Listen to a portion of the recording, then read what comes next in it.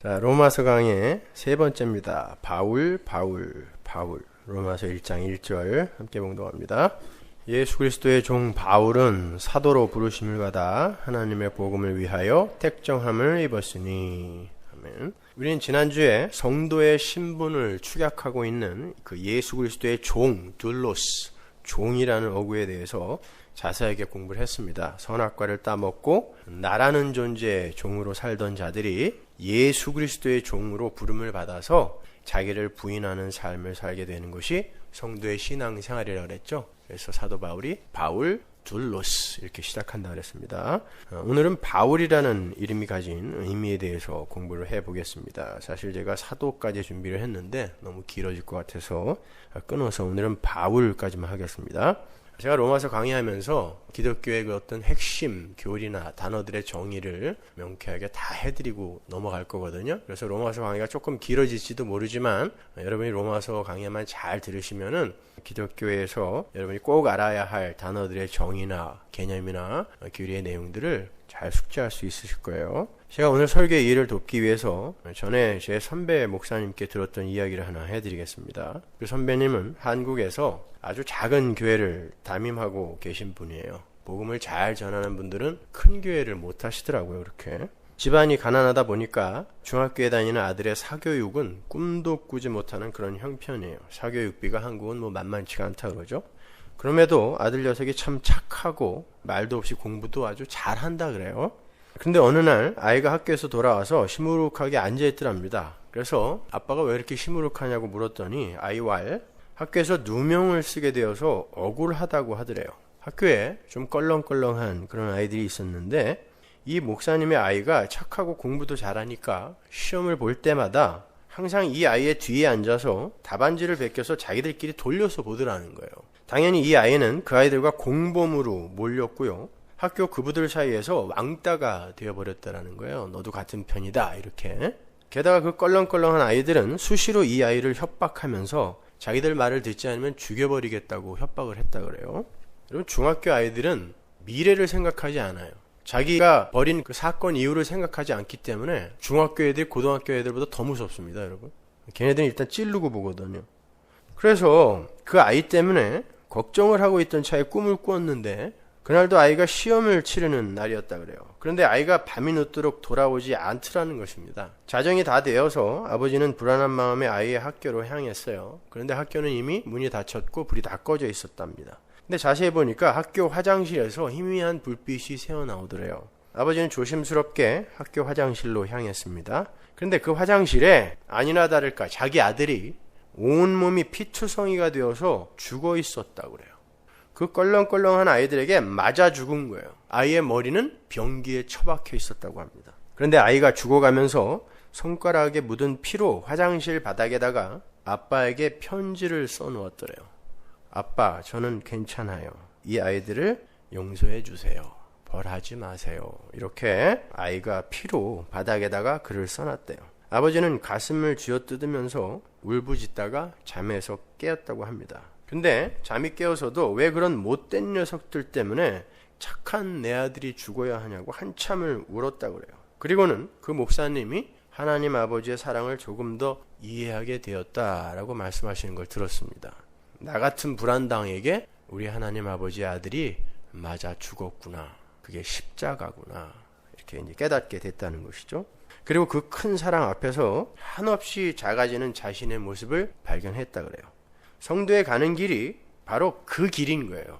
하나님이 우리에게 계시해 주신 당신의 사랑을, 하나님의 사랑을 말씀과 경험을 통해, 인생을 통해 배워가면서 그 한없는 사랑 앞에서 없음의 자리로 이렇게 작아지고 낮아지는 그런 자신의 모습을 발견하는 것이 바로 신앙생활의 핵심인 거예요. 그 사랑을 알면 알수록 그 사랑 앞에서 한없이 작아지는 경험을 하는 것. 그것이 성도의 신앙생활의 핵심인 것입니다. 하나님 앞에서 대단한 사람으로 업그레이드 되는 게 중요한 게 아니라 그 사랑 앞에서 그 사랑을 깨닫고 한없이 작아지는 게 신앙생활의 핵심이란 말이에요. 사도 바울은 그걸 안 사람이라는 것입니다. 원래 바울 사도의 이름이 사울이라는 건 우리가 잘 아는 사실이죠. 근데 왜 굳이 그의 이름이 그의 사역 현장에서 바울로만 불려야 하는 것인지 여러분 궁금하지 않으세요? 바울은요, 자신의 서신에서 단 한 번도 자신의 이름을 사울로 표기하지 않았어요. 사울이라는 이름이 나쁜 뜻이 있어서 그런 거 아닙니다. 사울은 히브리식 이름이고 바울은 로마식 이름이에요. 그런데 굳이 바울이라는 이름만 써요. 아울러 그 바울이라는 이름으로 항상 자신의 편지의 맨 처음을 시작해요. 헬라어 원어로 보면요, 고린도 전후서, 갈라디아서, 에베소서, 빌립보서, 데살로니가 전후서, 디모데 전후서, 디도서, 빌레몬서, 이게 전부 바울 서신서거든요. 하나도 빠짐없이 지금 제가 다 들어드린 거예요. 그 바울 서신서의 시작이 전부 파울로스, 바울이에요. 개역 성경은 이러저러한 모양으로 번역을 해놨지만 헬라 원어 성경은 바울 서신서의 시작이 전부 파울로스예요. 바울 이렇게 시작해요. 바울이 잘난 척하려고 그런 걸까요? 바울은 그의 모든 편지를 파울로스로 시작을 함으로 해서 마치 모든 편지의 내용을 파울로스라는 한 단어로 축약을 하고 있는 것처럼 편지를 써요. 그의 편지의 구조는 전부 내가 지금부터 설명할 예수 그리스도의 복음은 파울로스다, 이런 뉘앙스를 풍겨요. 그래서 파울로스로 시작한단 말이에요. 바울. 반면에 베드로의 서신이나 요한의 서신이나 유다의 서신 등은 바울의 서신과는 전혀 다른 구조로 시작이 돼요. 그렇다면 바울이 그의 서신을 항상 파울로스라는 단어로 시작할 때에는 어떤 이유가 있다는 것을 우리가 추론해 볼 수 있는 거예요. 우리가 그 이유를 올바로 추론해 볼 수 있는 중요한 키가 다메섹 도상에서 예수님이 바울을 부르시는 사건 속에 들어가 있어요. 여러 군데에 나오는데 다메섹 도상에서 예수님이 바울을 뭐라고 부르죠? 사울아 라고 불러요. 근데 그것도 두 번. 사울아 사울아. 근데 바울이 그 일을 회상할 때는 항상 사울아 사울아 라고 자기 이름을 대요. 그때만 유일하게 예수님이 나를 사울아 사울아 라고 부르셨는데 나는 파울로스다 이렇게 이야기해요. 바울은 유일하게 예수님과 예수 믿는 자들을 핍박하고 있던 시절에 자신을 묘사할 때만 자신의 이름을 사울이라 그래요. 왜냐하면 예수님이 자기를 구원받기 이전에 자기를 사울이라고 부르셨기 때문에 자기도 사울이라고 쓰는 거예요. 바울은 날 때부터 로마 시민이었습니다. 따라서 바울이라는 이름은 로마식 이름이니까 바울이라는 이름은 날 때부터 바울이 갖고 있던 이름이었어요. 저희 큰아들 이름이 영민이, 저슈아 이렇게 두 가지인 것처럼 미국에서 태어난 아이들이 한국 이름, 미국 이름을 동시에 갖고 있는 것처럼 그는 히브리 사람이었지만 로마에서 태어나면서 로마 시민권자가 되면서 이름을 두 개를 갖고 있었단 말이에요. 사울, 바울. 그리고 로마 시민은 이름이 세 가지가 있었는데 그 중에 하나가 바울이에요. 그 이름만 썼어요. 딴 이름은 안 썼어요. 왜 굳이 세 가지의 이름이나 있었는데도 로마식 이름의 표기, 왜 바울이라는 이름만 썼을까? 그러면 일단 사울이라는 이름의 배경을 한번 추적해 보자고요. 바울은 어느 지파 사람이죠? 베냐민 지파 사람이죠. 베냐민 지파 사람 중에 가장 높이 올라갔던 사람, 가장 높은 고지에 올라갔던 사람 이름이 뭡니까? 사울 왕이죠. 그죠? 다윗 이전에 이스라엘의 왕이었던 사울 왕이에요. 사울 왕은 누가 뭐래도 베냐민 지파 사람 중에서 가장 출세를 한 사람이에요. 그래서 베냐민 지파 사람들에게 있어서 사울이라는 이름은 힘의 상징으로 또 부의 상징으로 명예의 상징으로 여겨졌어요. 베냐민 지파에서도 왕이 나왔다 이렇게. 그건 이스라엘의 역사서에서도 입증이 된 거예요. 베냐민 지파 사람들의 이름 중 가장 인기 있던 이름이 사울이었어요. 인간들이 그래요. 사울. 내 자식이 사울처럼 됐으면 좋겠다라는 희망을 담은 거예요.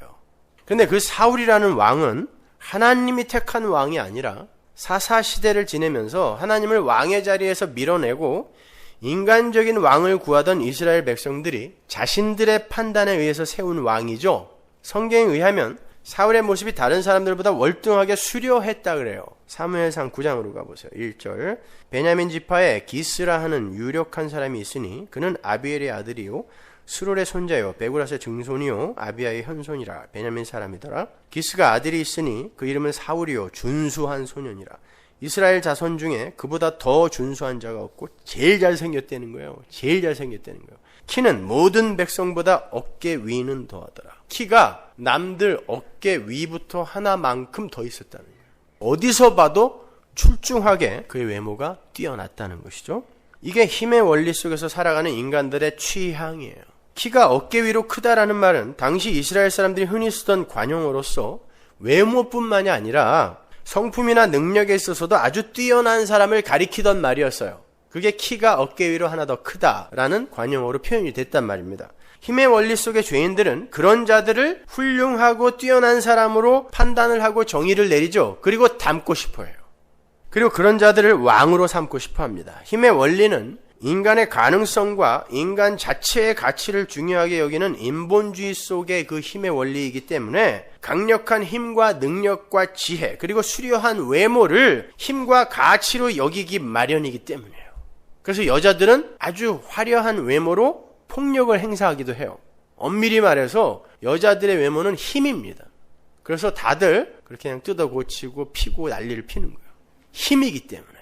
그래서 베냐민 지파 사람들이 사울이라는 이름을 선호했던 거고, 바울의 부모 또한 바울이 그러한 자로 자라주기를 기원하는 마음에서 사울이라는 이름을 주었을 거예요. 실제로 바울은 자신의 열심과 노력으로 하나님을 섬기려 했던 사람이에요. 사울로서의 삶을 충실하게 살아내었던 거예요. 나라는 존재는 이런 가치 있는 자가 되어야 돼 하고 열심히 살았단 말이에요. 그게 사울들이에요. 빌립보서 3장 5절 보세요. 내가 8일 만에 할례를 받고 이스라엘의 족속이요 베냐민 지파요 히브리인 중에 히브리인이요 율법으로는 바리새인이요 열심으로는 교회를 핍박하고 율법의 의로는 흠이 없는 자로라.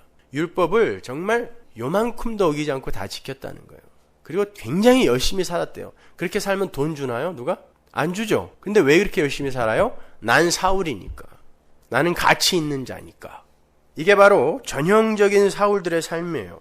자신의 힘과 지혜를 동원해서 자기 자신이라는 우상의 유익과 위상과 가치를 위해 사는 거예요. 그러한 자들은 하나님의 말씀에 순종할 수가 없어요. 오히려 하나님을 가르치려 듭니다. 바리새인들이 예수님을 가르치려 들었죠. 사울이 하나님의 말씀을 어기고 아말렉과의 전쟁에서 아말렉 왕 아각과 살진 짐승들을 살려서 잡아와요. 다 죽이라 그랬거든요. 그리고는 자기가 그렇게 한 이유를 근사하고 장황하게 떠벌립니다. 전쟁법이나 인간의 도의에 의해서도 그렇게 다 진멸할 필요는 없다는 거죠. 그리고 살진 짐승들은 하나님 드리려고 가져왔다는 거예요. 제사 지내러 가지고 왔다라는 거예요. 어때요? 그의 말만 들으면 하나님이 무식하고 잔인하며 생각도 없는 분이 되고 사울이 오히려 똑똑하고 현명하며 인정도 있는 사람이 되는 거죠. 마치 맏아들이 탕자를 받아들인 아버지를 가르치려 했잖아요. 당신 그렇게 살면 안 된다고, 그죠? 아버지의 말을 한 번도 어긴 적 없는 그 율법주의자가 아버지를 탄핵한다니까요. 가르친단 말입니다. 그게 은혜를 모르는 인간들의 선이에요. 가짜 선. 그건 자기 의라고 하는 거예요. 하나님은 그 사건으로 사울을 왕의 자리에서 폐위시켜버려요. 인간은 하나님과 그분의 말씀 앞에서 순종하고 복종해야 하는 존재이지 자신의 힘과 지혜로 하나님의 뜻을 넘어서서 기특한 일을 하는 존재가 아니라는 걸 확실하게 보여주는 거예요. 순종이 제사보다 낫다라고 이야기하잖아요. 그러한 거인 사울 대신에, 큰 자 사울 대신에 하나님이 세우신 왕이 누굽니까? 인간이 세운 왕 실패. 이제 내가 세운다. 그리고 세운 왕이 누구예요? 다윗. 다윗은 이새의 8아들 중 막내였어요. 사무엘이 이새의 집에 기름을 부으러 갔을 때 이새가 사무엘 앞으로 데리고 오지도 않았던 사람이에요. 너무 작았고 어렸고 또 어디를 봐도 왕의 자격이 없는 자 같아 보였기 때문에 아예 데리고 오지도 않았어요. 들여서 양치고 있는데 나머지 7명은 다 데리고 와놓고. 오죽하면 블레셋과 이스라엘의 전쟁에 형들이 참전했을 때 막내 다윗은 집에서 양을 치면서 도시락 심부름이나 하고 있었습니다. 너는 가봐야 걸리적거리기나 하지 도대체 너는 군사로서 군인으로서 자격이 없다. 그건 다윗이 징병의 대상으로도 부적합했다는 말이에요. 다윗이 형들 도시락을 갖고 전선에 갔다가 골리앗의 조롱을 듣고 그와 싸우러 나가겠다고 했을 때 사울이 자신의 갑옷을 다윗에게 입히죠. 근데 헐렁해서 못 입어요. 그래서 벗고 나갑니다. 사울은 큰 자, 다윗은 작은 자로 대조가 되고 있는 거예요. 성경이 그것을 극명하게 대조해요. 골리앗이 자기와 싸우러 나온 다윗을 보자마자 뭐라 그럽니까? 넌 아직 홍안의 소년 아니냐 그래요. 너 아직 얼굴이 붉은 소년이야. 어린애잖아. 그러면서 뭐라 그럽니까? 네가 날 지금 개 취급하니? 그래요. 너 내가 개인 줄 알아? 이스라엘 사람들아 내가 개니? 요 조그만 애를 보내게? 그랬다면 골리앗이. 그때 다윗이 뭐라 그랬죠? 너는 칼과 단창으로 내게 오지만 나는 네가 조롱하는 만군의 여호와의 이름으로 간다 그랬어요. 다윗이 자기의 힘으로 나간 거예요? 여호와의 이름을 업고 홍안의 작은 소년이 나간 거예요. 작은 자가 하나님의 은혜를 업고 나가는 걸 하나님 나라의 삶의 원리라고 하는 거예요. 큰 자가 자기의 힘을 갖고 나가서 싸우는 게 아니라 작은 자가 하나님의 능력을 부여받아 연합되어 싸우는 거예요. 사는 거예요. 그걸 하나님 나라의 삶의 원리라 그래요. 약할 때 강함이다 라는 바울 신학의 백미, 이것이 바로 그런 의미인 것입니다. 근데 세상은 절대 그 약할 때 강함이라는 진리를 이해하지 못해요. 바로 이 전체의 내용을 바울이라는 이름이 품고 있는 거예요. 바울이라는 이름은 작은 자라는 뜻이에요. 원래 라틴어에서 기원한 단어인데 양이 적거나 수가 적을 때 그리고 크기가 작을 때 쓰는 단어예요. 바울은 다메섹 도상에서 예수님을 만나기 전까지는 인본주의의 총화라 할 수 있는 철저한 유대주의자였어요. 사울이었던 거예요. 그게 인본주의예요. 사울의 삶이. 큰 자의 삶. 그래서 예수님께서 그의 실체를 강조하여 폭로해 버리신 거예요. 사울아, 사울아, 너 사울아. 그 삶은 이미 구약에서 아니라고 결정이 됐잖아. 사울아, 왜 사울같이 살고 있니? 지금도 부르는 거예요. 다메섹에서 사울아, 사울아. 그런데 예수님께서 그를 부르시는 순간 어떻게 돼요? 그의 삶이 바울, 즉 작은 자의 삶으로 끌려 내려가더라는 거예요. 그 똑똑한 사람이, 그렇게 승승장구하던 산헤드린 공회원이 맨날 두들겨 맞고 감옥에 갇히고 심지어 짱돌로 맞아서 죽은 것 같이 될 정도로 그렇게 작은 자의 삶으로 끌려 내려가더라는 것입니다. 그게 신앙생활이에요. 그게 정상적인 성도의 삶인 거예요. 그가 자아인식을 어떻게 했나 한번 보세요. 갈라디아서 1장 13절. 내가 이전에 유대교에 있을 때에 행한 일을 너희가 들었거니와 하나님의 교회를 심히 핍박하여 잔해하고 내가 내 동족 중 여러 연갑자보다 유대교를 지나치게 믿어. 그 어떤 내 위에 있는 사람들보다 유대교를 내가 지나치게 믿었다? 굳게 믿었다는 뜻이에요. 아주 도에 진하게 믿었다 나는, 이런 뜻이에요. 내 조상의 유전에 대하여 더욱 열심히 있었으나, 조상의 유전은 장로들의 유전이죠. 율법뿐만이 아니라 장로들의 유전까지도 하나도 어긴 적이 없다는 뜻이에요. 얼마나 열심을 부렸으면. 그렇게 바울은 구원받기 이전에 사울의 삶을 충실하게 살았던 거예요. 얼마나 열심히 그리고 착하게 살았던지 자기 자신이 자기에게 자기는 흠없는 자라고 이야기를 해요. 보통 그런 말 잘 못하거든요. 자기 자신은 자기를 너무 잘 알기 때문에. 근데 자기 자신도 안 속였던 사람이에요. 이 사람은요. 큰 자입니다. 그런 그가 예수님을 만나고 자신을 어떻게 평가하는지 한번 보세요. 고린도전서 15장 8절. 맨 나중에 만삭되지 못하여 난 자 같은 내게도, 칠삭동이 팔삭동이라는 거예요. 자기는. 자기가 자기를 인식할 때. 나는 사도 중에 지극히 작은 자라. 지극히 작은 자. 아주 작은 자라는 거예요. 자기는. 하나님이 사도로 부르셨지만 그 중에 나는 아무 자격이 없기 때문에 지극히 작은 자다. 내가 하나님의 교회를 핍박하였으므로 사도라 칭함을 받기에 감당치 못할 자로라. 나는 사도도 아니야. 사도도 아니야. 이렇게 이야기하는 거예요. 그리고 조금 더 성숙한 사도가 되었을 때 그의 자아인식은 이렇게 변해요. 에베소서 3장 8절. 모든 성도 중에 지극히 작은 자보다 더 작은 나에게. 이제 자기를 사도라고 부르지도 않아요. 성도 중에 지극히 작은 자보다 더 작은 나라고 이야기를 해요. 자아인식이 점점 바뀌어가요. 맨 나중에는 어떻게 바뀌는지 보세요. 말년에 디모데전서 1장 15절. 미쁘다 모든 사람이 받을 만한 이 말이요. 그리스도 예수께서 죄인을 구원하시려고 세상에 임하셨다 하였도다. 죄인 중에 내가 괴순이라. 그러나 내가 긍휼을 입은 까닭은 예수 그리스도께서 내게 먼저 1절 오래 참으심을 보이사 후에 주를 믿어 영생 얻는 자들에게 본이 되게 하려 하심이니라.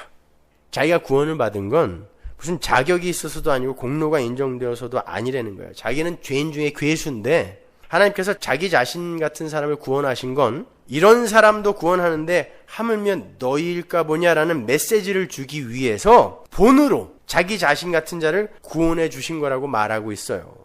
바울의 자아인식이 점점 작아지고 있죠. 사도는 하나님을 알아가면 알아갈수록 자기가 작은 자이며 티끌에 불과한 자라는 것을 깊이 절감하고 있어요. 자기가 대단한 인물로 변해가고 있다고 자랑하지 않아요. 분명히 그는 더 성숙해졌고 변해갔을 거예요. 그런데 자기 자신에게 느껴지는 자기는 그 하나님의 사랑을 알면 알수록 그 앞에서 너무 작아지더라는 거예요. 이게 성도의 자아인식이 돼야 돼요. 그래서 그의 모든 서신의 첫 단어가 파울로스, 작은 자인 거예요.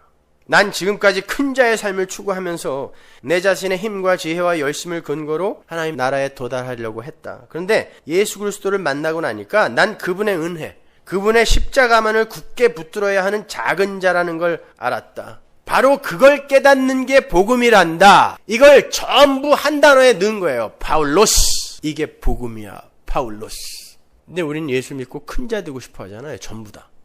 이렇게 은혜는 자신이 작은 자임을 자각하고 하나님처럼의 그 자리에서 내려와서 피조물이 있어야 할 자리로 내려가게 만드는 걸 말해요. 그걸 은혜, 믿음이라 그래요. 좀 더 정확하게 말하면 자신을 큰 자로 착각하고 있던 자가 작은 자로서의 자신의 실체를 올바로 자각하고 수긍하고 인정해가는 그 과정 속에 은혜의 왕노릇이 실행되고 있는 거예요. 원래 작은 자들이 하나님처럼의 자리에 올라가 있잖아요. 그 자리에서 내려와서 나는 작은 자구나를 올바로 자각하고 인식하는 그 과정이 신앙생활이란 말입니다. 하나님의 은혜는 그걸 깨닫게 해주는 거예요. 우리에게요. 원래 피조물은 크신 하나님 앞에서 작은 자로 존재해야 하는 거예요. 그래야 크신 하나님의 능력과 은혜와 긍휼이 작음에 부어져서 진짜 큰 자와 연합이 될 수 있어요. 인간이 아무리 커져봐야 하늘 아래 메이로다. 진짜 커지려면 이 땅을 발등상으로 삼으시는 바로 그 하나님과 연합이 돼야 돼요. 근데 하나님과 연합이 되기 위해서는 이 자가 완전히 털려버려야 되는 거예요. 그게 진짜 큰 자인 거예요. 그런데 인간들은 끊임없이 큰 자의 삶을 추구해왔어요. 하나님 앞에서 큰 자 흉내를 내는 건 하나님의 크심을 인정하지 않는다는 거고, 그러한 자들은 멸망에 처해져야 마땅한 거예요. 구원이란 바로 그러한 인간의 큰 자애로의 그 추구를 박살내고 작은 자로 밀어내리는 걸 이야기해요. 애굽에서 건져내서 천수답 하늘만 보고 농사를 지어야 하는 가나안으로 밀어버리는 거예요. 갈대아 우루 문명국가에서 끄집어내서 수세식 화장실에서 푸세식으로 밀어내는 거예요. 그걸 구원이라 그래요. 바벨론 그 화려한 성에서 끄집어내어서 광야로 밀어내는 걸 구원이라 그래요. 거기에서 하나님 붙드는 거, 광야에서 하나님 붙드는 거. 그 이야기를 창세기부터 요한계시록이 일관성 있게 설명하고 있는 거예요. 창세기 1장이 어떻게 시작합니까? 태초에 하나님이 천지를 창조하셨다 그러죠. 그 태초에는 레시트, 시간의 시작이라 그랬어요. 어느 때에 시간이라는 것이 창조가 됐다는 거예요. 그런데 그때 쓰인 천지의 그 천이 뭐라 그랬어요? 천. 쌍수, 복수라 그랬죠. 히브리어에서는 이제 쌍수라고 하는데 복수예요. 그렇게 거기에 쓰인 단어는 천지, 하늘과 땅이 아니라 하늘들과 땅이에요. 그러니까 시간이 시작됐을 때 하늘들이 창조가 됐는데 그 하늘들은 다름 아닌 하나님 나라와 우리 눈에 보이는 하늘을 모두 지칭하는 거예요. 그래서 하늘들이에요. heavens. 태초에 하나님 나라가 지어졌다라는 게 무슨 말이에요? 여러분, 하나님은요 영이시기 때문에 나라라는 울타리, 영역이 필요 없는 분이에요. 근데 나라, heaven, 하늘이 만들어졌다라는 건 하나님이 누군가와 함께 하실 것이다 라는 것을 암시하고 있는 거예요. 그래서 하나님 나라가 만들어진 거예요. 그러니까 하나님 나라는 이미 이 세상이 창조될 때 하나님의 작정 속에서 창조가 되어 있었던 거예요. 근데 그 하나님 나라는 텅 비어있다, 꽉 차 있다. 꽉 차 있는 거예요. 영원 속에서. 그 속에 여러분이 들어가 있단 말입니다. 이미. 그 하나님 나라라는 원형을 갖고 이 시간 속에 모형으로, 하나님 나라의 모형으로 창조된 게 첫 창조의 영역 안에 들어있는 이 세상이에요. 그래서 하늘들과 땅이 창조됐다고 이야기하는 거예요. 그건 제 이야기가 아니라 성경에 나오는 이야기예요. 그 하나님 나라를 이 땅에서 작게 축약하고 있는 게 뭐예요? 그 하나님 나라를 원형으로 하여, 블루프린트로 하여 이 세상에 만들어진 게 세상이고, 그걸 더 축약한 게 성막이잖아요. 성전. 히브리서 8장 5절 보세요. 저희가 섬기는 것은 하늘에 있는 것의 모형과 그림자라. 그죠? 모세가 장막을 지으려 할 때 지시하심을 얻음과 같으니 가라사대 삼가 모든 것을 산에서 내게 보이던 본을조차 지으라 하셨느니라. 하나님께서 모세를 불러서 천국을 보여주시면서 이 식양대로 성막 지어 그랬잖아요. 그것처럼 이 세상도 하늘의 원형으로 지어졌다라는 거예요. 다 모형이라는 거예요. 이 세상은요. 그런데 성전은 어떤 모양으로 형상화하여 그려낼 수 있다? 시은자와 언약궤의 모양으로 형상화하여 그려볼 수 있다 그랬죠. 하나님은 인간의 죄를 당신의 아들의 피로 덮어버리시고 언약궤 위를 피로 덮잖아요. 1년에 한 번 대속죄일에 대제사장이 들어가서 피로 덮고 그 밑에 실수는 안 보시겠다는 거예요. 피만 보겠다는 거죠. 예수의 피만 보겠다. 그 아래 들어있는 자는 다 무죄. 이게 하나님 나라예요. 하나님은 항상 용서하시는 분의 자리에 계시고 우리는 용서를 받는, 긍휼을 받는, 그건 다른 말로 하나님으로부터 생명력, 바라크를 부여받는 자로 존재하는 곳, 티끌로 죽은 자로 존재하는 곳, 거기가 하나님 나라라는 거예요. 그래서 성막의 핵심, 지성소가 그런 모양으로 그려져 있는 것입니다. 그리고 이 세상이 바로 그런 하나님의 영광만을 드러내야 되는 거예요. 근데 인간들이 하나님의 영광을 깔고 앉아서 지들의 영광을 취하고 있는 게 지금 세상의 모습이에요. 안 된다는 거예요. 그래서 이건 부서지는 거예요. 그러니까 하나님 나라는 하나님의 영광만이 오롯이 드러나야 되고 그 밖에 다른 모든 존재는 하나님으로부터 은혜와 생명력을 공급받아서 비로소 존재가 되고 그때 존재예요. 나머지는 죽은 거예요. 그때 비로소 존재가 되고 가치를 발산하게 되는 거예요. 거기가 하나님 나라예요. heaven. 그리고 그 나라의 틀과 내용의 그 완성을 새 창조라고 해요. 제가 다음 시간에 거기에 대해서는 자세히 설명해 드릴게요. 오늘 다 하려고 그랬는데 너무 많아요. 그런데 로마서 1장에 보면 하나님 나라의 모형으로 창조가 된 이 세상에 뭐가 가득하다? 뭐가 드러나 있다? 하나님의 영광이 드러나 있다 그러죠. 1장 20절에. 이 세상에. 그죠? 하나님의 영광이 드러나 있대요. 그러면 이 나라는 지금 하나님 나라를 모형으로 하여 만들어진 건데 그 하나님 나라와 하나님 나라를 원형으로 하여 만들어진 모형으로서의 이 세상이 하나님의 영광으로 가득 차 있다면 자, 그 하나님 나라는 뭘 원형으로 하여 또 만들어진 거예요? 하나님의 영광을 원형으로 하여 블루프린트로 하여 하나님 나라가 만들어진 거예요. 그러니까 하나님 나라와 그 하나님 나라를 원형으로 하여 만들어진 모형으로서의 이 세상에서 뭐만 드러나야 된다? 하나님의 영광만 드러나야 돼요. 하나님의 영광만 드러나기 위해서는 피조물은 어떤 자리로 내려가야 돼요? 처음 자리, 어머니 자궁 속의 핏덩이의 자리, 죽은 흙의 자리로 내려가는 거예요. 어머니로부터 그 어머니와 연결된 생명선으로부터 양분을 공급받지 못하면 그냥 고기 덩어리인 거예요. 그 자리로 우리는 밀려 내려가야 돼요. 그래야 하나님 그 생명선 내가 잡겠습니다. 이게 십자가인 거예요. 그 자들만 하나님 나라에 들어가는 것입니다. 이걸 복음이라 그래요. 여러분이 대단한 업적과 공로를 쌓거나 아니면 훌륭한 사람으로 변해서 천국 가는 게 아니라 그 생명선 없으면 나 죽네요 하고 그것만 꼭 붙드는 거, 그것만 의지하는 자, 그를 성도라고 한단 말입니다. 그래서 웨스트민스터 신앙고백 소요리문답 1번 인생의 목적은 뭡니까? 영원토록 하나님을 영화롭게 하고 그분의 영광을 찬미하고 그분을 즐거워하는 거예요. 즐거워하는 거. 그게 즐거움이 돼야 돼요. 여러분의 즐거움. 나는 이런 존재인데 그분이 나를 이렇게 품어 안으셨구나. 그래서 나는 그분의 생명력 없이는 단 1초도 한순간도 존재할 수 없고 가치가 아니구나. 이게 하나님의 영광이 드러나는 거잖아요. 악당이 되라는 말이 아니라 작은 자인 여러분의 실체를 자각하라는 거예요. 그 작은 자를 끊임없는 자기의 의로 쌓아놨잖아요. 그 누에고치 같은 의를 벗어버리고 원래 나의 작은 자의 모습을 발견하라는 거예요. 여러분, 인정하라는 거예요. 그게 신앙생활이란 말입니다. 그 이야기가 창세기 1장 1절부터 설명되고 있는 거예요. 하나님께서 천지를 창조하셨는데 세상의 모양이 어땠다? 혼돈과 공허와 흑암. 혼돈은 formless, 공허는 emptiness, 흑암. 그게 흑암이에요. 그리고 그걸 뭉뚱그려 수면, 물, 바다 이렇게 이야기하는 거예요. 그래서 새하늘과 새 땅에는 다시는 바다가 있지 않겠고 라고 하는 거거든요. 창세기 1장 2절 보세요. 땅이 혼돈하고 공허하며 흑암이 깊음 위에 있고 하나님의 신은 수면에 운행하시니라. 혼돈과 공허와 흑암, 그 수면 위에 성령이 운행하는 거예요. 그 운행하다가 라하프라 그랬죠. 암탉이 달걀을 품어 안는 거예요. 암탉이 달걀을 품어 안으면 생명이 창조가 되죠. 그죠? 그 형국인 거예요.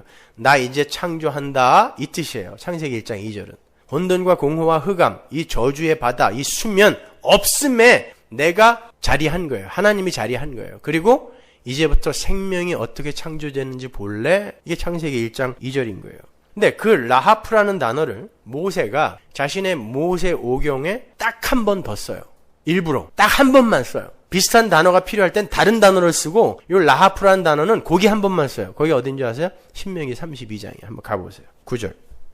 여호와의 분깃은 자기 백성이라. 야곱은 누구? 이스라엘은 그 택하신 기업이로다. 여호와께서 그를 황무지에서 짐승의 부르짖는 광야에서 만나시고 호위하시며 보호하시며 자기 눈동자같이 지키셨도다. 마치 독수리가 그 보금자리를 어지럽게 하며 그 새끼 위에 너풀거리며 그 날개를 펴서 새끼를 받으며 그 날개 위에 그것을 엎는 것 같이 여호와께서 홀로 그들을 인도하셨고 함께한 다른 신이 없도다.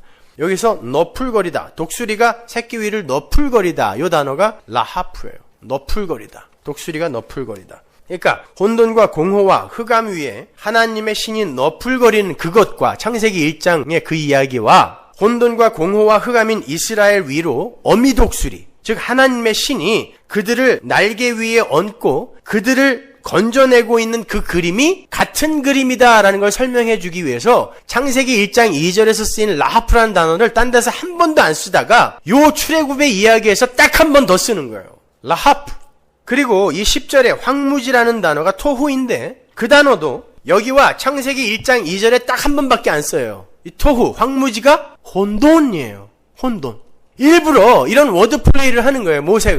모세는 지금 모세오경을 한 번에 이스라엘에게 가르치고 있는 거란 말입니다. 출애굽한 이스라엘에게 너희들이 이 출애굽이 무슨 의미인 줄 알아? 이걸 설명해 주기 위해 첫 창조 때부터 그걸 그림으로 설명해 주는 거예요. 그러니까 첫 창조는 사실 하나님의 새 창조의 모형으로, 설명용으로 그렇게 창조가 된 거예요. 하나님이 능력이 없어서 하루 만들고 하루 쉬고 하루 만들고 하루 쉬고 이랬던 게 아니라 새 창조가 무엇인가를 설명해 주기 위해 하루 이틀 사흘 닷새 엿새 일의 안식 이런 모양으로 창조하신 거예요. 그리고 쉬셨다라는 단어까지 넣어서 우리에게 뭔가를 설명하고 계시는 거란 말입니다. 안식이란 무엇인가를 설명하기 위해서 창세기 1장에서는 수면 위에 하나님의 신이 운행하시죠.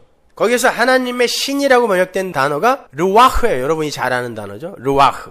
이스라엘의 출애굽 때에도 수면 위에, 홍해 위에 무엇가 불어요? 바람이 불어서 갈라지잖아요. 마른 땅이 되잖아요. 그 바람이 르와흐예요. 수면 위에 하나님의 신이 운행하는 거예요. 노아의 홍수 사건, 그 저주의 풍랑의 바다 위로 뭐가 불어요?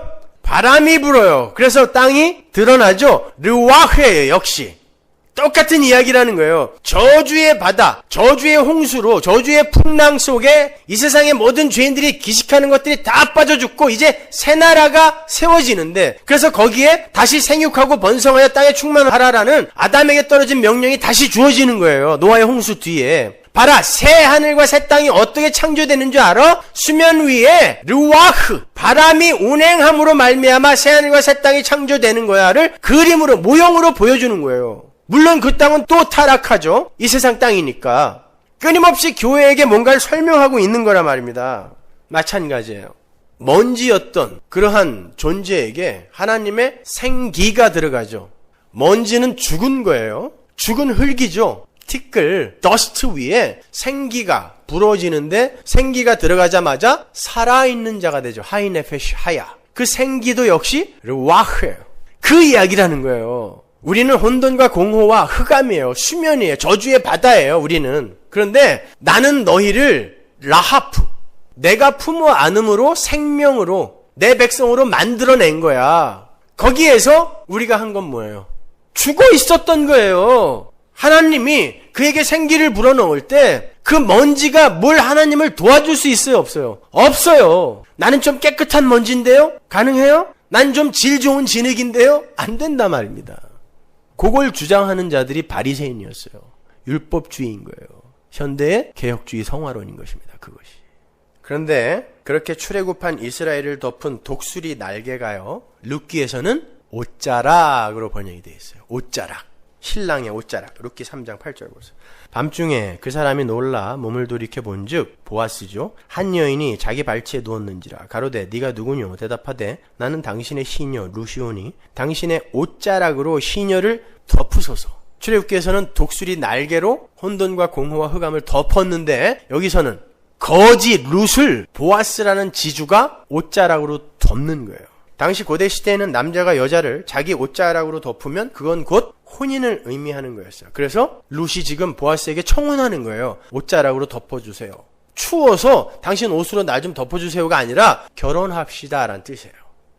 거지가 된 룻이 그 땅의 지주인 보아스와 결혼을 해서 보아스의 삶에 연합을 해서 보아스의 지위로 올라가는 복음의 이야기인 거예요. 구원의 이야기인 거예요. 그것은 신랑이신 하나님께서 신부인 교회를 당신의 옷자락이 날개라 그래서 독수리 날개, 똑같은 단어예요. 그 날개는 창세기에서 르와흐, 그 옷자락 날개 르와흐로 덮어서 당신과 연합시키는 구원의 이야기를 그렇게 창세기 1장 1절부터 모형화하여 설명하는 거예요. 예수를 설명하는 거예요. 성경은요.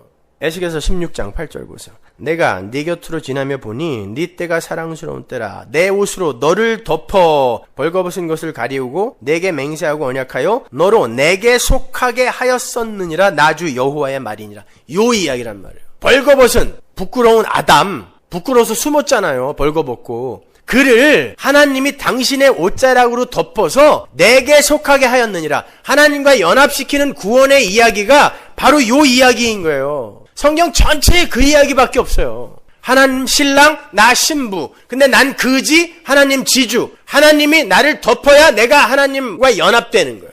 그러니까 내가 그지였다라는 걸, 죽은 흙이었다라는 걸 올바로 깨닫고 가는 자가 성도예요. 성도는 이 땅에서 그거 배우고 가면 되는 거예요. 딴 거 할 거 아무것도 없어요. 우리 성도는 바로 그 메커니즘에 의해서 작은 예수가 되는 거예요. 그래서 하나님은 우리를 예수로 대우해 주세요. 아들로 대우해 주신단 말입니다.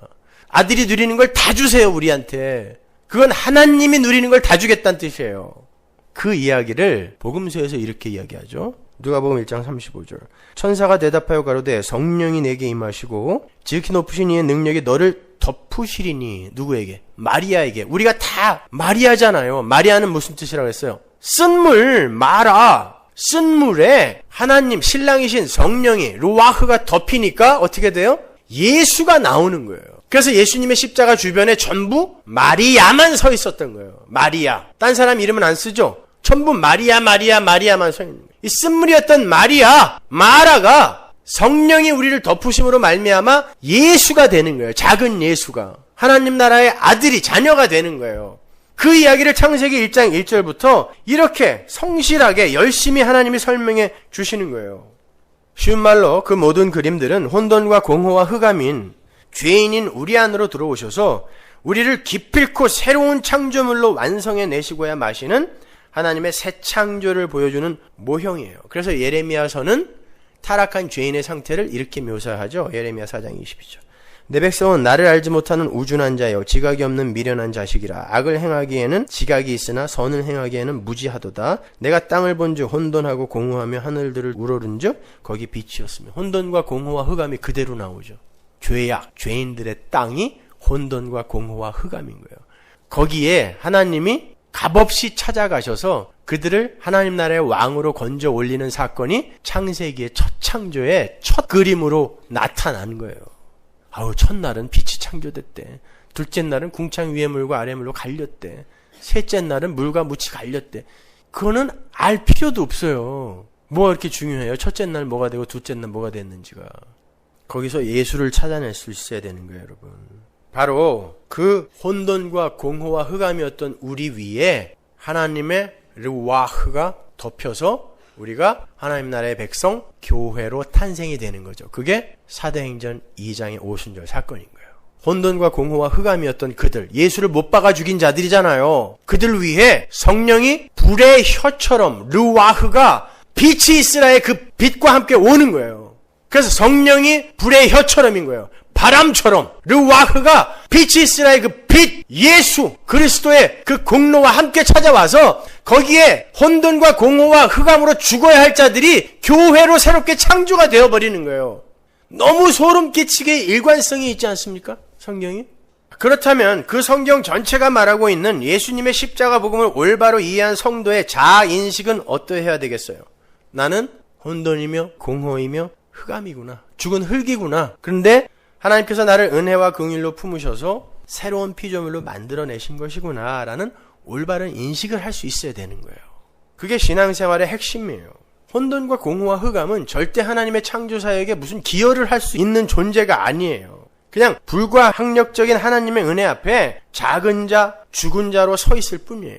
그러한 하나님의 열심과 긍휼과 은혜를 깨닫고 나의 무력함과 불가능함을 자각하여 하나님 앞에 항복해 들어가는 것이 신앙생활의 핵심이란 말이에요. 그렇게 항복해 들어가게 하기 위해서 하나님이 여러분에게 죄를 짓게 그냥 놔두실 수 있단 말입니다.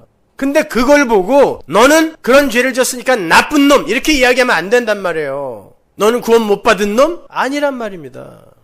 그런데 하나님의 신에 의해 은혜를 입지 못한 자는 절대 새로운 피조물로 창조가 될 수 없어요. 암탉이 품지 않은 달걀은 절대 부화를 할 수가 없죠. 부화가 안 돼요. 암탉이 품어야 부화가 되잖아요. 근데 새로운 피조물은 암탉에 품은 자들은, 새 생명을 얻은 자들은 무슨 고백을 한다? 나는 죽은 흙이다. 근데 암탉에 품지 않은 자들은 내가 왜 죽은 흙이야? 나는 신이야. 내가 이 세상의 중심이야. 죽는 날까지 그렇게 사는 거예요. 내가 최고야. 내 자식은 잘 돼야 돼. 우리 식구는 다 잘 살아야 돼. 내 거만 챙기는 거죠. 죽는 날까지. 역사는 그러한 두 부류를 선명하게 갈라내요. 그 첫 번째 예가 바로 아담과 하와의 아들들인 가인과 아벨이에요. 가인은 농사를 졌고 아벨은 양을 쳤습니다. 당연히 가인은 농산물로 제사를 지냈고 아벨은 양으로 제사를 지냈어요. 이 이야기는요, 하나님은 피의 제사를 원하시기 때문에 양으로 제사를 지내지 않은 가인이 거절당한 것이다 라는 그런 이야기를 하는 게 아니에요. 제사에는 피의 제사와 함께 소제라는 것도 있잖아요. 소제는 곡식으로 드린 제사란 말입니다. 그런 간단한 이야기가 아니란 말이에요. 성경은 하나님께서 아벨의 제사를 받으신 이유를 장황하게 설명하지 않아요. 그냥 단 한마디로 설명해요. 히브리서 11장 4절 보세요. 믿음으로 아벨은 끝.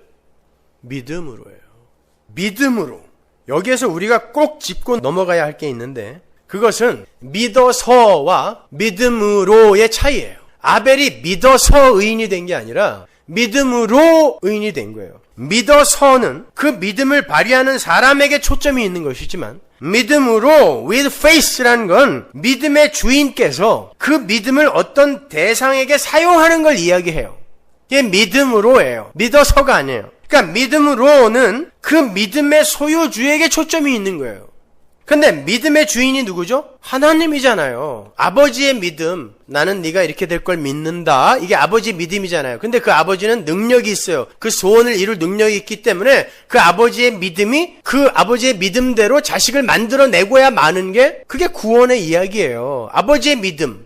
하나님은 그 믿음을 당신의 백성들에게만 주세요. 사용하세요. 그리고 그 백성들은 하나님의 믿음에 의해서, 다른 말로 하나님의 사랑과 은혜에 의해서 무상으로 하나님께 연합이 되는 제사를 드리게 되는 거예요. 곡식으로 드리는 제사는 가치가 없고 짐승으로 드리는 제사가 가치가 있다는 그런 공식은 어디에도 없어요. 제사를 드리는 자의 행위는 1차적으로 아무런 가치가 없어요.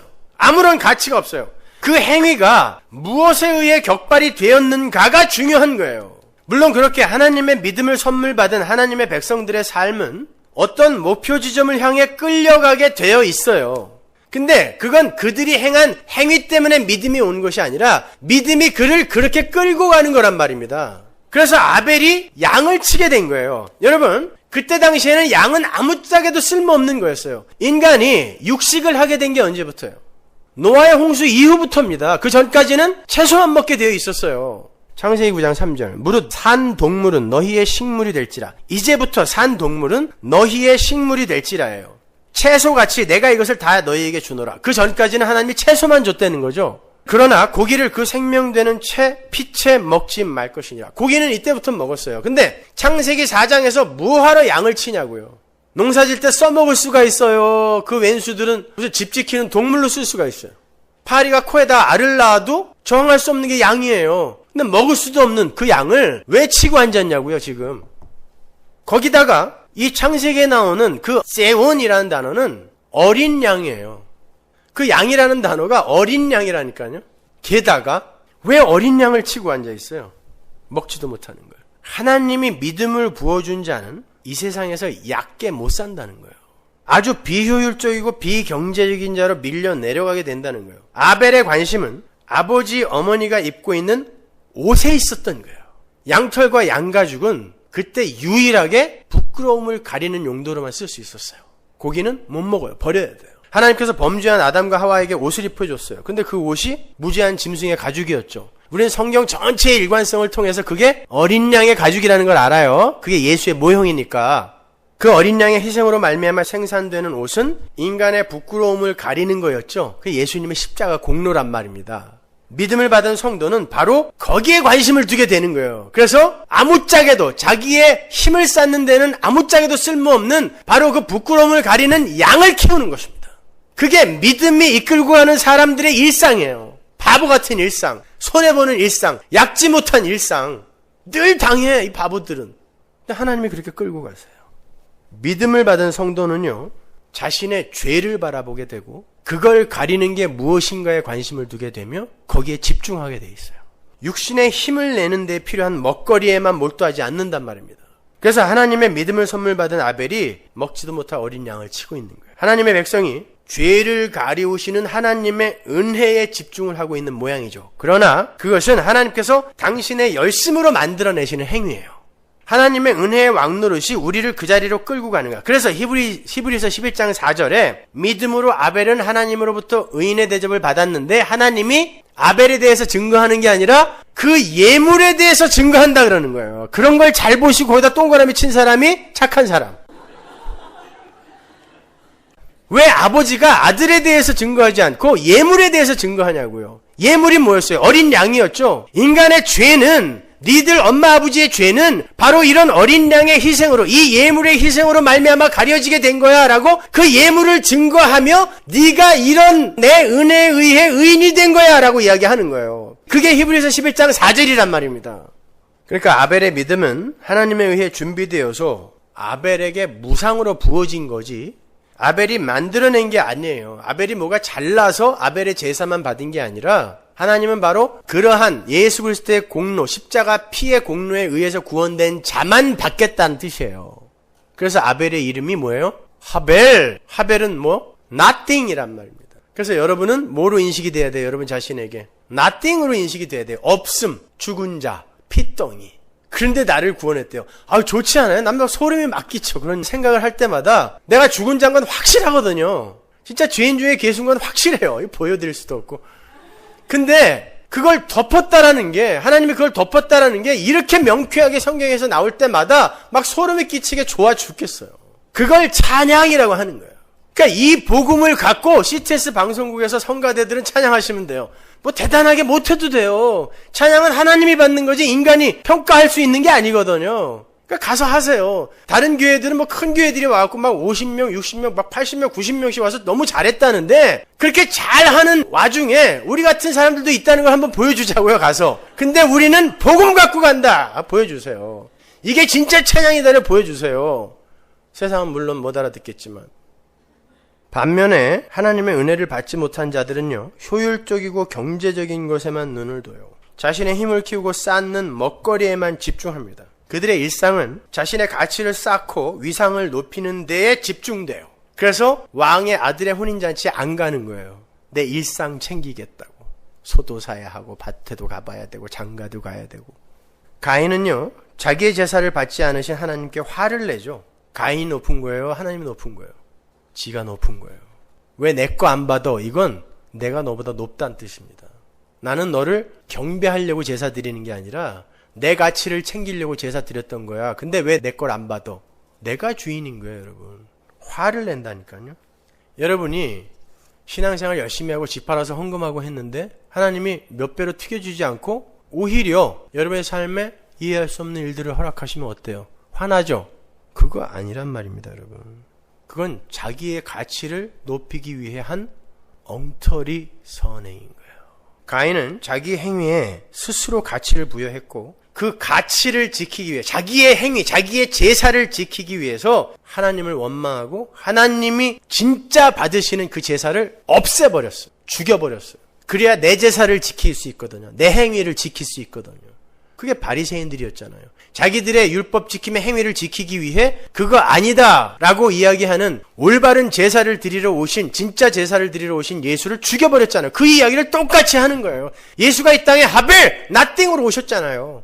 이렇게 하나님의 백성은 하나님의 은혜를 입어서 나는 하나님께서 어린 양의 피로 덮어주시지 않으면 죽을 수밖에 없는 존재입니다. 저는 혼돈이며 공허이며 흑암입니다. 하나님의 신이 나를 덮어주지 않으면 그렇게 멸망의 자리에서 영영 헤어나올 수 없는 그런 존재입니다라는 자기 부인의 고백을 하는 자리로 내려가게 되는 거고, 하나님의 은혜 밖의 사람들은 혼돈과 공허 속에 자기가 세운 법을 집어넣고 자기가 행한 행위를 집어넣어서 스스로 그 혼돈의 틀을 세우고 공허를 메우고 흑암을 밝히겠다고 열심을 부리는 자들로 살게 되는 거예요. 그게 지난주에 얘기한 형식화와 메타 형식이라고 하는 거고, 그걸 메우지 못한 걸 신으로 끌어당기는 인간들의 선악 구조인 거예요.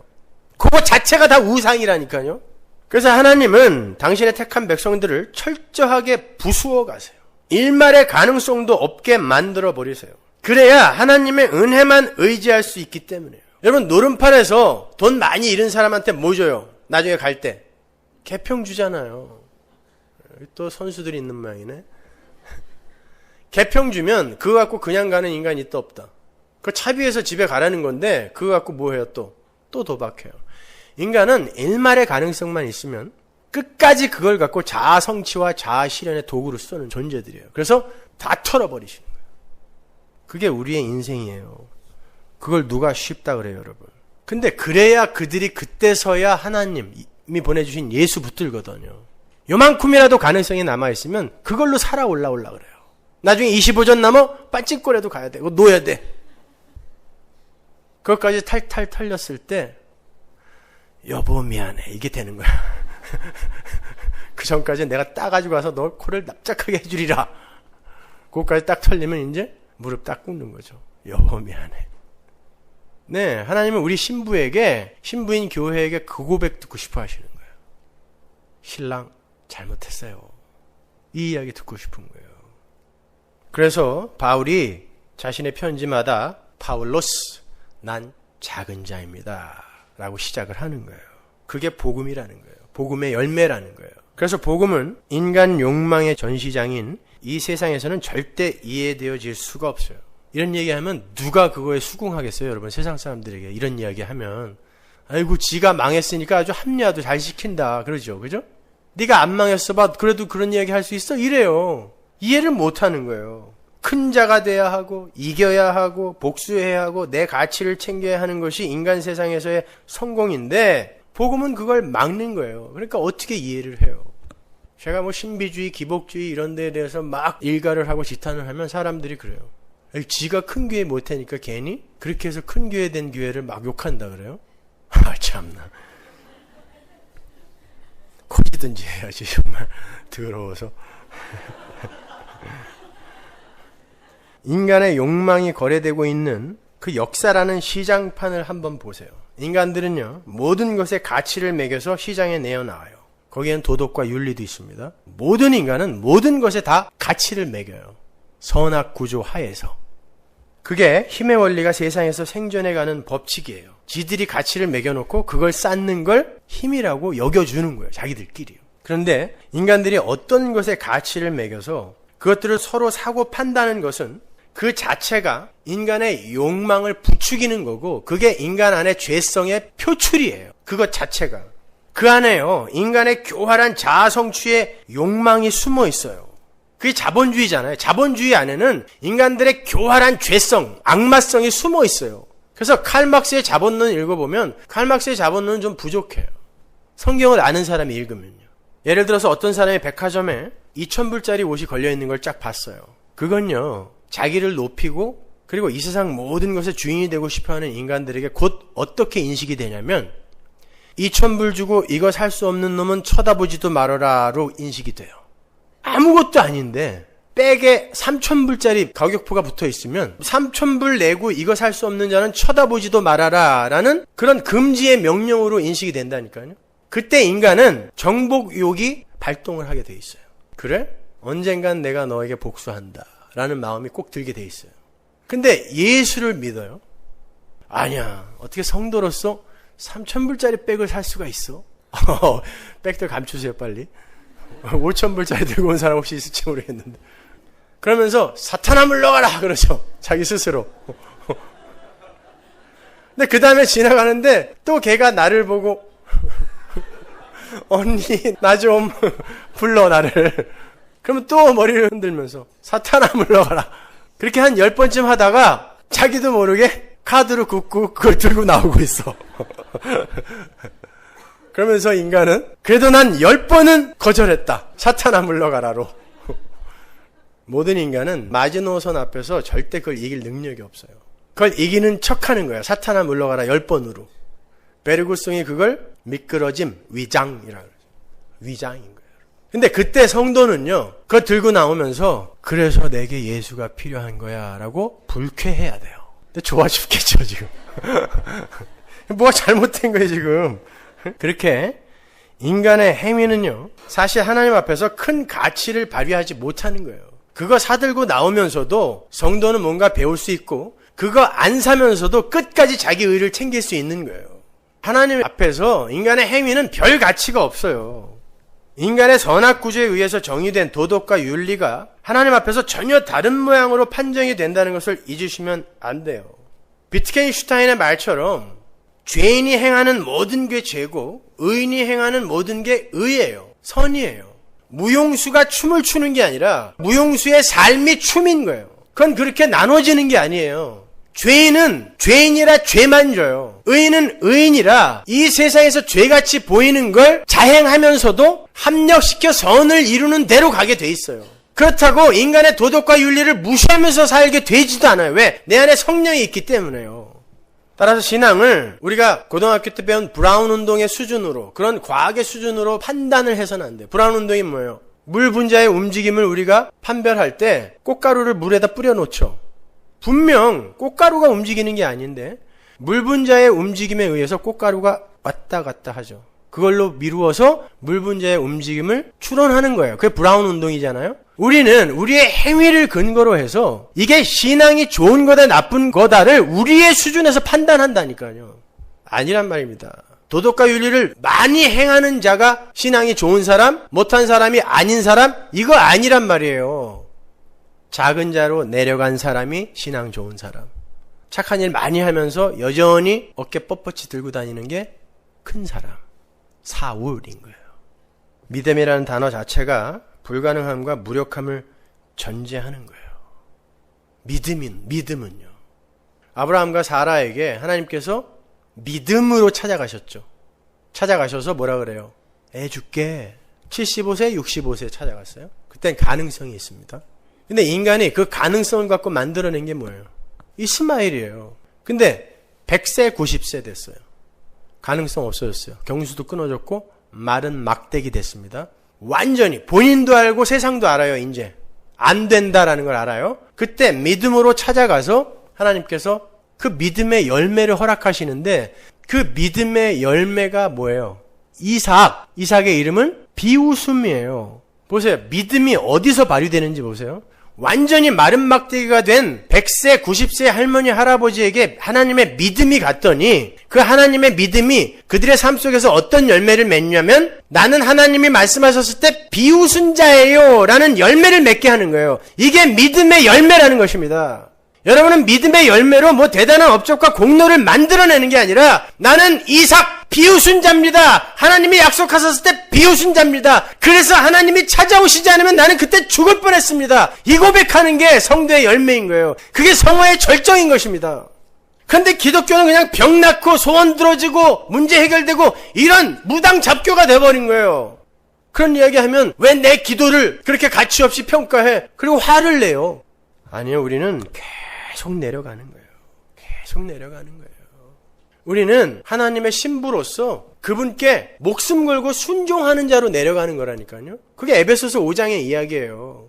이 땅의 신부 신랑들에게 하는 이야기가 아니라 신부인 교회들에게 하는 이야기예요. 신랑인 하나님께 신부인 교회가 어떻게 해야 되는가. 근데 이 인간들이 도대체 그 자리에 갈 수 없는 존재라는 걸 이 부부 관계를 통하여 보여주는 거예요. 그래서 날이 가면 갈수록 여자들이 기고만장해지고 여권 신장인지 뭐니 해갖고 여자들은 점점 남자들의 머리 위를 타고 올라가고 남자들은 점점 줄어드는 거예요. 그래갖고 이사 갈 땐 꼭 와이프의 강아지를 꼭 품어 안고 트럭 옆에 타는 거예요. 남편은 버려도 걔는 안 버리니까. 재밌는 얘기 들었는데 60대에는